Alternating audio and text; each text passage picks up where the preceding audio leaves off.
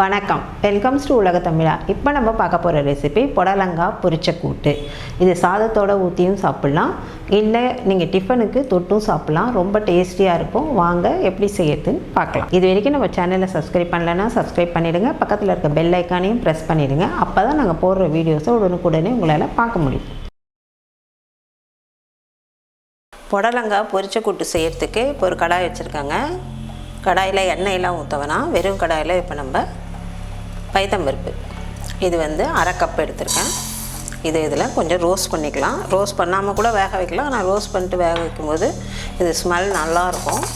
அதனால் நம்ம இதை கொஞ்சம் ரோஸ்ட் பண்ணிக்கலாம். இப்போ நம்ம குக்கரில் வேக வைக்க வேணாம், இதிலே வேக வச்சுக்கலாம். குக்கரில் வேக வச்சா ரொம்ப குழஞ்சிரும், அப்போ கூட்டோட டேஸ்ட்டே மாறிடும் உங்களுக்கு.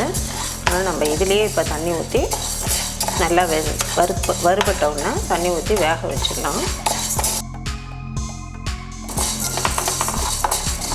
அது நல்லா வறுபட்டுடுச்சுங்க, வறுபட்ட ஸ்மெல் வருது.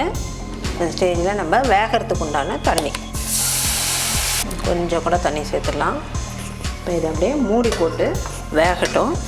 இப்போ இது கொதி வருது. இந்த ஸ்டேஜில் இதில் ஒரு அரை டீஸ்பூன் மஞ்சத்தூள், ஒரு ஸ்பூன் எண்ணெய், ஏன்னா பொங்காமல் இருக்கிறதுக்காக, பைத்தம்பருப்பு ரொம்ப பொங்கும், அதுக்காக எண்ணெய், கொஞ்சமாக உப்பு, இதை நல்லா கலக்கி விட்டுடலாம். இப்போ திரும்பவும் மூடி போட்டு வேக விட்டுடலாம். வேகட்டும். நம்ம கூட்டுக்கு தேவையான மசாலா ரெடி பண்ணிடலாங்க.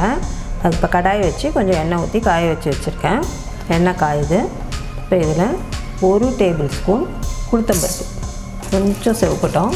இதில் ஒரு டீஸ்பூன் மிளகு, நீங்கள் உங்கள் காரத்துக்கு ஏற்ற மாதிரி பார்த்து போட்டுக்கோங்க. ஒரு டீஸ்பூன் மிளகு. இப்போ இதோட 2 வரமிளகாய், 3 பல் பூண்டு, ஒரு துண்டு இஞ்சி, இதோட 3/4 டீஸ்பூன் சீரகம்,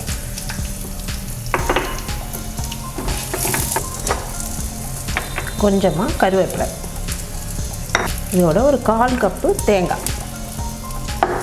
இது எல்லாத்தையும் நல்லா வறுத்துட்டு ஆற வச்சு மிக்சியில் அரைச்சி எடுத்துகிட்டு வந்துடலாம். இந்த அளவு போதும். இப்போ ஸ்டவ் ஆஃப் பண்ணிவிட்டு ஆற வச்சிடலாம். இப்போ வறுத்து வச்சது ஆறிடுச்சிங்க மசாலா சாமான். இதை நம்ம மிக்சியில் சேர்த்துடலாம்.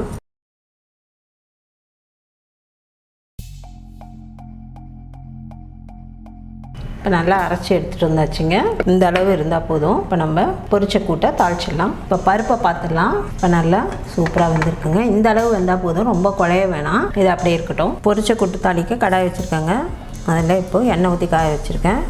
அரை டீஸ்பூன் கடுகு, அரை டீஸ்பூன் சீரகம், 1 பல் பூண்டு,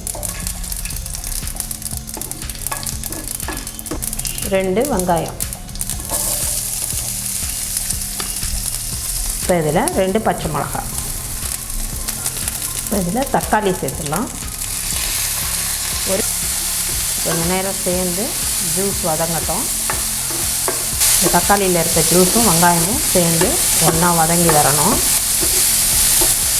இந்த புடலங்காய் பொரிச்ச கூட்டுக்கு இந்த சைஸ் புடலங்காய் 3 எடுத்து நான் கட் பண்ணி அலசி வச்சுருக்கேங்க. இப்போ இதை தான் இதோட சேர்க்க போகிறோம்.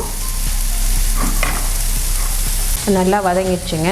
இந்த ஸ்டேஜில் கட் பண்ணி அலசி வச்சுருக்க புடலங்காயை இதோட சேர்த்துடலாம்.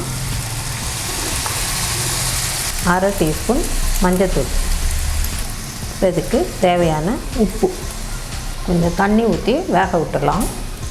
மூடி போட்டுடலாம். கொஞ்சம் நேரம் வேகட்டும். மூடியை திறந்து பார்த்துலாங்க. புடலங்காய் நல்லா வெந்துருச்சு. இந்த அளவு வெந்தால் போதும், ஏன்னா நம்ம இன்னும் அரைச்ச மசாலாலாம் ஊற்றணும், அதுலேயும் வேகணும். அதில் வேக வச்சு எடுத்து வச்சுருந்தா பருப்பை போட்டுக்கலாம்.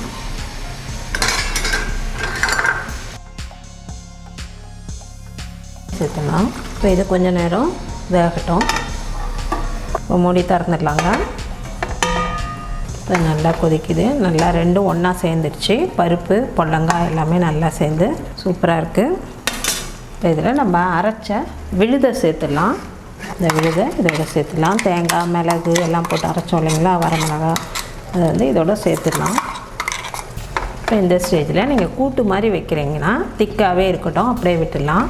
இல்லை நம்ம குழம்பு மாதிரி சாதத்தோடு பிசைஞ்சு சாப்பிட போகிறோம் அப்படின்னா இன்னும் கொஞ்சம் தண்ணி சேர்த்தா அப்போ நம்ம பிசைஞ்சு சாப்பிட்றதுக்கு நல்லாயிருக்கும்.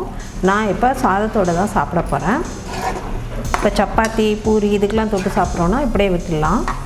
நான் சாதத்தோடு சாப்பிட போகிறதுனால இதில் இன்னும் கொஞ்சம் தண்ணி சேர்த்துக்கிறேன்.